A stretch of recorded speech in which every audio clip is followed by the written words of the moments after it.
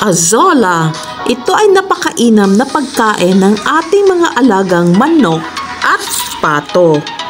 Mas nakakatipid na at mas marami pang benepisyong dulot sa ating mga alagang hayop. Dahil mayaman ito sa protina at tiyak na mas magiging malusog at mataba ang ating mga alaga. Kumuha tayo ng azolla dito sa ating batya. Hugasan natin ito upang matanggal ang mga bakterya o mikrobyo na maaaring nakadikit dito.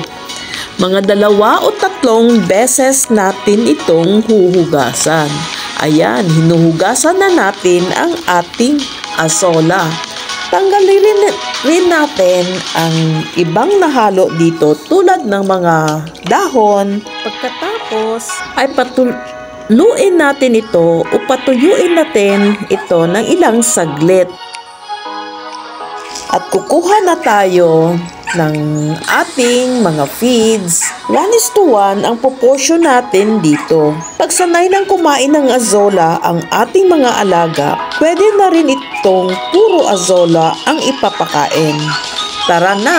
It's feeding time! Ayan, pinaghalo natin ang azolla at ang ating feeds dito sa pagkain ng ating manok. Tignan natin kung kakainin niya nga ba ang azolla na ating hinalo. Hey manok, kumain ka na! Ito na ang ating inihandang pagkain para sa iyo. At ayan na nga, kinakain na ng ating manok yung ating azolla. Ang takaw-takaw ng manok na ito. Napadako naman tayo dito pa sa iba nating alagang manok. Ayan, pinakain na nga natin ng azolla at ng feeds. Ito pa. Kumain na kayo manok. Ayan ang azolla for you para lalaki kayong malusog. Dahil ang yaman nga sa protina itong ating mga azolla. The best food para sa ating mga alagang manok at pato.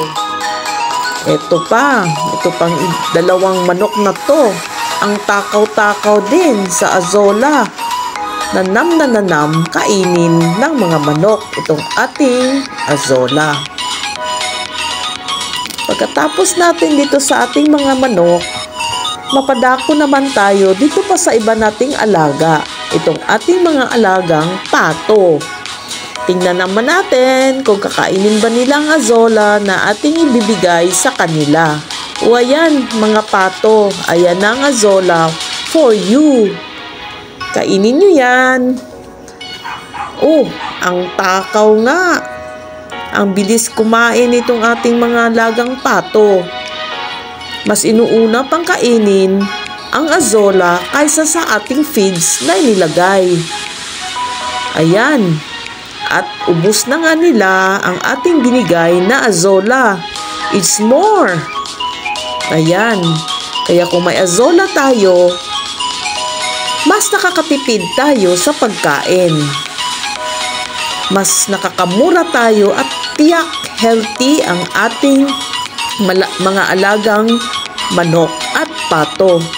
Kaya mga friends, pakainin nyo na ng azolla ang inyong mga alagang manok at pato upang mas masarap, mas maputi na ang ating mga alagang hayop. Bukod pa dyan, malaking katipiran din.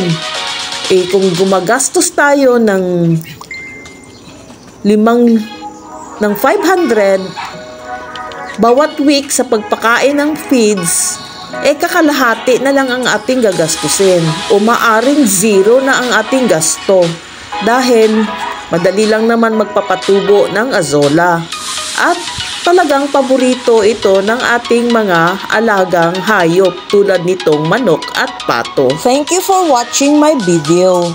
For more videos, subscribe to my channel, like, comment, and share here at Flares and Max.